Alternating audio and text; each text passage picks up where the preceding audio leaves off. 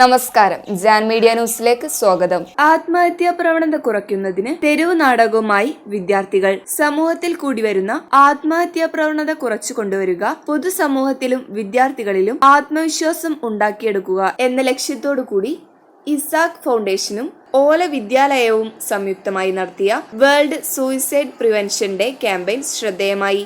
ക്യാമ്പയിന്റെ ഭാഗമായി ആത്മഹത്യാ പ്രേരണ കുറയ്ക്കുക, ലഹരി മരുന്നിന്റെ ഉപയോഗം കുറയ്ക്കുക, ഫോൺ അഡിക്ഷൻ എങ്ങനെ ഒഴിവാക്കാം തുടങ്ങിയ വിഷയങ്ങളെ അടിസ്ഥാനമാക്കി വ്യത്യസ്തമായ തെരുവ് നാടകങ്ങൾ അവതരിപ്പിച്ചു. പ്രസ്തുത പരിപാടി തിരൂർ നഗരസഭാ ചെയർപേഴ്സൺ ശ്രീമതി AP നസീമ ഉദ്ഘാടനം ചെയ്തു. വിദ്യാർത്ഥികളിൽ എങ്ങനെ മാനസിക സംഘർഷങ്ങൾ കുറക്കാം എന്ന വിഷയത്തെ ആസ്പദമാക്കി sub collector, division magistrate Dileep Kainikkara IAS വിദ്യാർത്ഥികളുമായി സംവദിച്ചു. തുടർന്ന് മാനസിക സംഘർഷങ്ങൾ അനുഭവിക്കുന്നവർക്ക് ഇസാക് ഫൗണ്ടേഷൻ നൽകുന്ന സൗജന്യ കൗൺസിലിംഗ് സെന്ററിന്റെ ലഘുലേഖ വിതരണവും നടന്നു. Isaac foundation senior coordinator Shri Abdul Majeed സിയുടെ അധ്യക്ഷതയിൽ Ola Vidyalayam chairman advocate Mirshad, Isaac foundation assistant manager Shri KK Krishnakumar, Ola Vidyalayam department Shrimati Amritha, bank manager Shri Abhilash തുടങ്ങിയവർ സംസാരിച്ചു.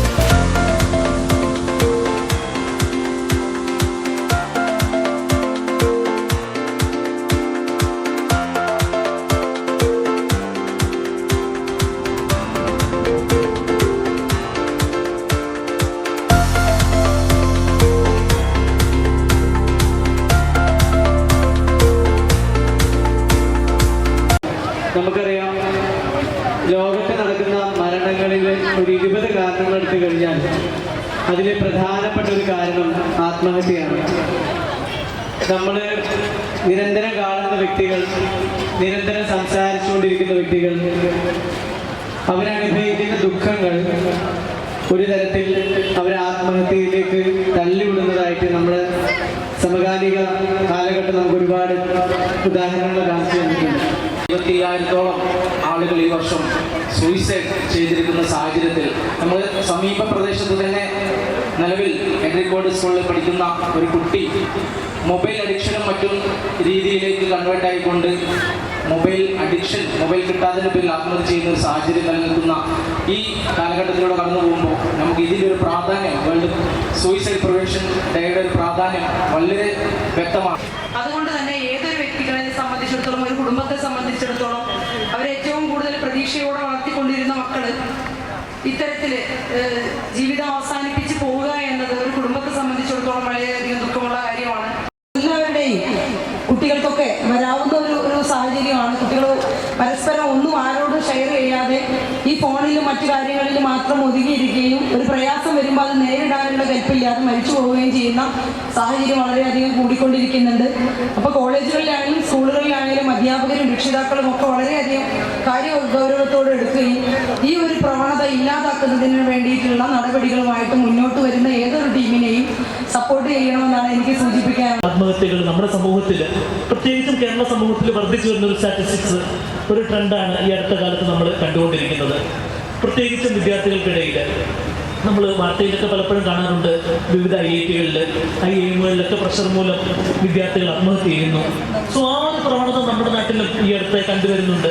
പ്രത്യേകിച്ചും ചെറിയ ക്ലാസ്സുകളിൽ പോലും 10ാം ക്ലാസ്സിൽ 12ാം ക്ലാസ്സിലൊക്കെ പരീക്ഷയുടെയും വിദ്യാഭ്യാസത്തിൻ്റെയും മറ്റ് അക്കാഡമിക് താല്പര്യങ്ങളുടെയും ഒക്കെ സമ്മർദ്ദം താങ്ങാനാകാതെ കുട്ടികൾ ആത്മഹത്യ ചെയ്യുന്ന സങ്കടകരമായ വാർത്തകളൊക്കെ നമ്മൾ പത്രങ്ങളിൽ പലപ്പോഴും വായിക്കാറുണ്ട്.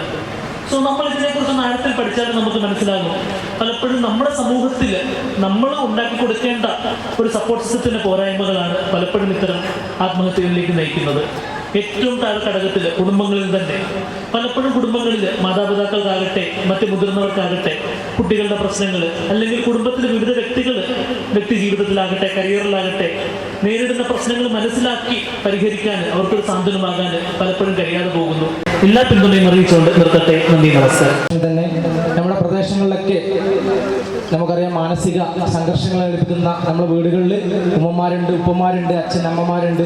ഒരൊറ്റപ്പെട്ട ജീവിതത്തിൽ സാധിച്ച ആരെങ്കിലും ഒരു പിന്തുണ കിട്ടിയിരുന്നെങ്കിൽ എന്ന് ഒന്ന് ആഗ്രഹിക്കുന്ന ഒരുപാട് പേര് നമ്മുടെ ചുറ്റുപാടുമുണ്ട്. അവർക്ക് വേണ്ടി ഇസാ ഫൗണ്ടേഷൻ ഒരു സാന്ത്വന പ്രൊജക്ട് എന്നുള്ള രീതിയിൽ നമ്മൾ തുടങ്ങി വെച്ചിട്ടുണ്ട്.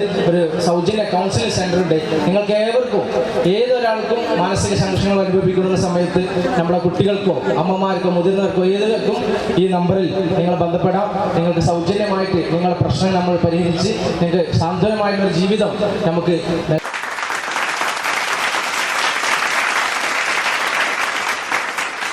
Media news Tirur. മുയൽ വാഴുമിടം, പണം വാരുമിടം, Ashiyana rabbit farm. Ashiyana rabbit farm municipal സ്റ്റേഡിയത്തിന് മുൻവശം, Thazhepalam, Tirur, Malappuram. Phone 0494242905. Mobile 9895297205. Website www.ashiyanarabbitfarm.com. Email office@ashiyanarabbitfarm.com.